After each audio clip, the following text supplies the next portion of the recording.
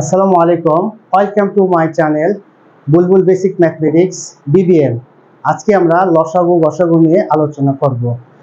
আজকের এই ভিডিওটি শুরু থেকে শেষ পর্যন্ত দেখলে লসাগু গসাগু বিষয়ে ধারণা আপনার ক্লিয়ার হয়ে যাবে। কিভাবে মুখে মুখে লসাগু এবং গসাগু বের করতে হয় সেই বিষয়টা আমরা আজকে দেখব। শুরুতেই আমি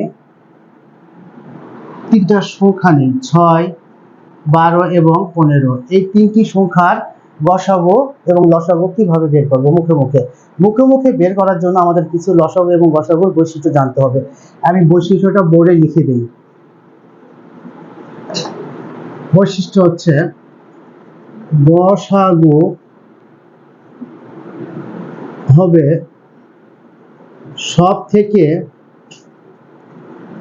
ছোট সংখ্যা বা তার থেকে ছোট গুণনীয়ক। আর লসাগু হবে সব থেকে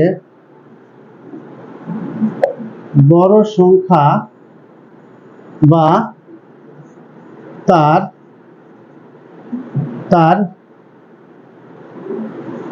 গণিতক। আচ্ছা, লসাগু এবং গসাগু লিখে রাখি। লসাগু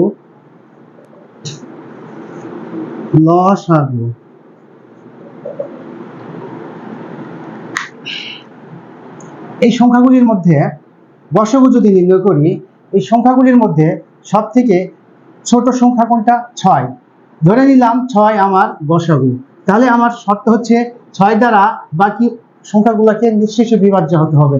6 দ্বারা 12কে হচ্ছে, কিন্তু 15কে নিঃশেষে বিভাজ্য হচ্ছে না। তাহলে 6 থেকে ছোট বলা আছে, 6 থেকে ছোট গুণনীয়ক।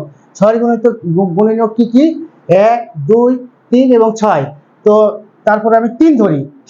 3 দ্বারা 6কে তো যাবেই, 12কে এবং 15কে যাচ্ছে, হ্যাঁ যাচ্ছে। তাহলে আমাদের এই সংখ্যাগুলির গসাগু হবে 3। আচ্ছা, এরপর আমি লসাগু ধরি। বলা আছে লসাগু হবে সব থেকে বড় সংখ্যা, এগুলোর মধ্যে সবচেয়ে বড় 15। তাহলে 15 ধরে নিলাম লসাগু। তাহলে শর্ত হচ্ছে বাকি সংখ্যাগুলি দিয়ে 15কে নিঃশেষে বিভাজ্য হইতে হবে। 6 দ্বারা 15কে নিঃশেষে বিভাজ্য হয় না, 12 দ্বারা হয় না। তাহলে 15 গুণিতক 30। 30কে 6 দ্বারা হয়, কিন্তু 12 দ্বারা হয় না, তাহলে যাচ্ছে না। তাহলে পরেরটা নিব, অর্থাৎ 3 45। 45কে কি 6 দ্বারা যায়?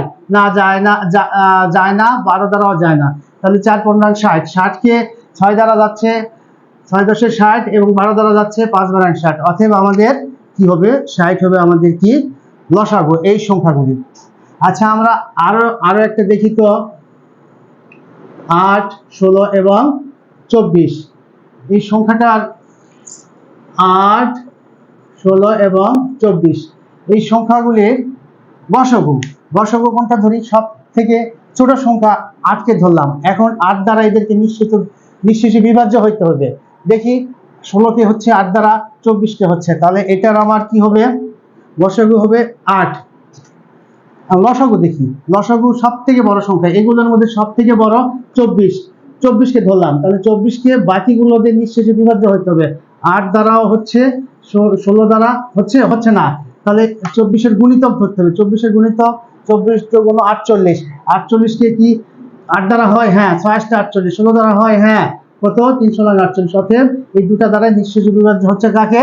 48কে। অতএব আমার 48 হচ্ছে এই সংখ্যা তিনটির লসাগু। ওকে,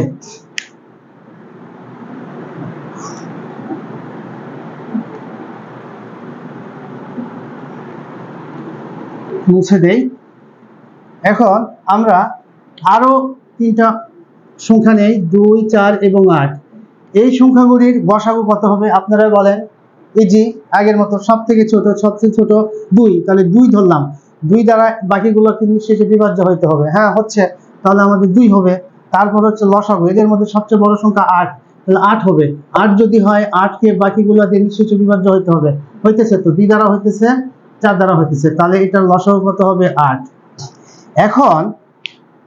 এখন যদি আমরা ঋণাত্মক সংখ্যার যদি লসাগু এবং বের করতে চাই, গসাগু বের করতে চাই, তাহলে আমি ঋণাত্মক সংখ্যা নেব। এই সংখ্যাটাই আমি নিতে পারি, এটাকে নিতে পারি -8। তাহলে আমরা তিনটা সংখ্যা পেলাম। এটার কি করতে হবে, আমাদের গসাগু বের করতে হবে। গসাগুর বৈশিষ্ট্য কি? গসাগুর বৈশিষ্ট্য সব থেকে ছোট সংখ্যা, এগুলো ঋণাত্মক সংখ্যা, এদের মধ্যে সব থেকে ছোট সংখ্যা কোনটা? -8 নিলাম, -8। আর লসাগুর বেলায় সব থেকে বড় সংখ্যা, সব থেকে বড় সংখ্যা কত? -2 নিলাম। এখন আমাদের বিভাজ্যতা দেখতে হবে। এখন গসাগু যেহেতু -8, তাহলে 8 দ্বারা বাকি এই অঙ্কগুলোকে নিঃশেষে বিভাজ্য হইতে হবে। -8 দ্বারা কি বাকিগুলোকে নিঃশেষে বিভাজ্য করা যায়? যায় না। আবার লসাগুর বেলায় কত ধরছি? -2 ধরছি। -2 হচ্ছে কি সংখ্যা? সব থেকে কি সংখ্যা? বড় সংখ্যা। তাহলে এই বড় সংখ্যাকে বাকিগুলো দিয়ে নিঃশেষে বিভাজ্য হইতে হবে। -2 কে -8 দ্বারা এবং -4 দ্বারা নিঃশেষে বিভাজ্য করা যায় না। সে কারণেই ঋণাত্মক সংখ্যার লসাগু বা গসাগু হয় না। ওকে, আজকে এই পর্যন্তই। আমার ভিডিওটি যদি আপনাদের ভালো লেগে থাকে, বন্ধুদের মাঝে শেয়ার করবেন এবং সাবস্ক্রাইব করে আমার পাশেই থাকবেন। ধন্যবাদ।